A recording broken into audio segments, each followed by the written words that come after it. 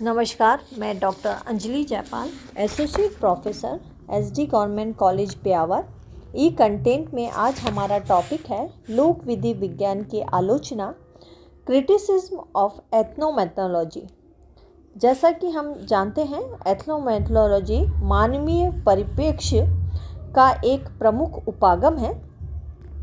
इस लोक विधि विज्ञान ने परंपरागत समाजशास्त्र के वर्चस्व को तोड़ने व विज्ञानवाद के प्रभुत्व को करने में अपनी महत्वपूर्ण भूमिका निभाई है।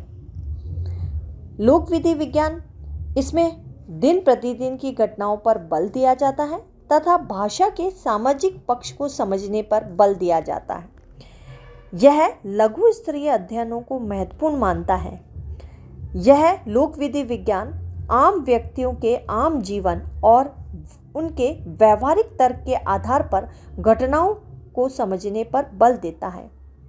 इतना सब होते हुए भी इसकी अनेक आलोचनाएं की गई है। लोक विधि विज्ञान की आलोचना करने वालों में एंथोनी गिडिंग्स, गोल्डनर, एम. गोल्डयार आदि प्रमुख हैं। इस प्रकार इनकी प्रमुख आलोचनाएं निम्नलिखित है। एथनोमेथोलॉजी की सबसे पहली आलोचना है कि लोक विधि विज्ञान में दिन प्रतिदिन की घटनाओं का अध्ययन किया जाता है। यह लघु स्तरीय अध्ययन विधि है। इसके आधार पर विस्तृत एवं व्यापक अध्ययन संभव नहीं है। अतः सामान्यीकरण और सिद्धांत निर्माण नहीं हो सकेंगे, क्योंकि हम जानते हैं सामान्यीकरण और सिद्धांत निर्माण विज्ञान के लिए एक आवश्यक चरण है।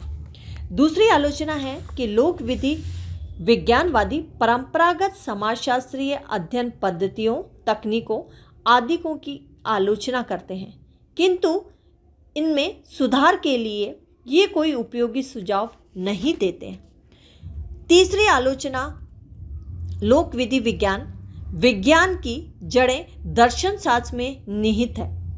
वर्तमान में दर्शन शास्त्र के स्थान पर विज्ञानवाद को ही अधिक उपयुक्त माना जाता है। चौथी आलोचना है, लोक विधि विज्ञान उपागम लघु स्तरीय अध्ययन पर बल देता है, अतः इसके आधार पर व्यापक अध्ययन करना संभव नहीं है। पांचवी आलोचना यह है कि इस उपागम के द्वारा गुणात्मक अध्ययन तो किए जा सकते हैं, किंतु गणनात्मक क्वांटिटेटिव अध्ययन नहीं किए जा सकते। छठी आलोचना है कि इस उपागम में प्रत्येक व्यक्ति को समाजशास्त्री माना जाता है, क्योंकि वह घटना को अपना अर्थ प्रदान करता है, किंतु प्रत्येक व्यक्ति के समाजशास्त्री होने की अपेक्षा करना अनुचित है। सातवीं आलोचना है कि यह उपागम समाजशास्त्र में प्राकृतिक विज्ञानों की विधियों का विरोधी है, जबकि हम जानते हैं कि आज समाजशास्त्र में जो ज्ञान का भंडार है वह वैज्ञानिक पद्धतियों की ही देन है। अगस्त कॉम्टे से लेकर अब तक के समाजशास्त्रियों ने समाजशास्त्र को विज्ञान का रूप प्रदान करने का जो अथक प्रयास किया है, यह उपागम उसी की आलोचना करता है। आठवीं आलोचना है कि परंपरागत समाजशास्त्री लोक विधि विज्ञान की एक आलोचना यह करते हैं कि इसमें शक्ति एवं वर्ग संरचना जैसी बड़ी संरचनाओं का अध्ययन नहीं किया जा सकता है। अगली आलोचना यह है कि D.W. रोजेट्स ने लोक विधि विज्ञान उपागम को अस्पष्ट और संप्रदायवादी माना है, जिसका सुझाव तुच्छता की ओर है। इसमें अनेक परंपरागत विचारों और अंतर्दृष्टियों का प्रयोग किया जाता है, किंतु ऐसा आभास होता है कि उन्हें इसी उपागम ने खोजा है। 10वीं आलोचना यह है कि लोक विधि विज्ञान में प्रयुक्त 5 अवधारणाओं संदर्भितता अथवा निर्देशिका, व्यवहारिक समाजशास्त्रीय तर्क, व्यवहारिक शब्दावली को अर्थ प्रदान करने का अभ्यास, चिंतनशीलता एवं क्रमिक समायोजन की आलोचना करते हुए विद्वान कहते हैं कि इसके आधार पर अर्थ निरूपण करना कठिन है। 11वीं आलोचना यह है कि इस उपागम में व्यक्ति को समाज की तुलना में जरूरत से ज़्यादा महत्व दिया गया है। 12वीं आलोचना यह है कि इस विधि द्वारा किए गए अध्ययन व्यक्तिपरक होते हैं, वैश्विक या वस्तुपरक नहीं, अतः इन्हें वैज्ञानिक अध्ययन नहीं कहा जा सकता। 13वीं आलोचना यह है कि इस उपागम में सामाजिक घटना को कर्ता के दृष्टिकोण से अर्थ प्रदान किया जाता है।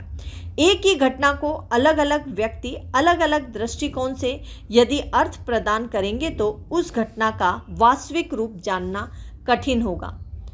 14वीं आलोचना यह है कि यह उपागम संरचनात्मक प्रकार्यात्मक उपागम का विरोधी है, जबकि समाजशास्त्र को सर्वाधिक देन इसी उपागम की है। हम सामाजिक संरचना, सामाजिक मूल्य, सामाजिक प्रतिमान एवं मान्यताओं की उपेक्षा नहीं कर सकते।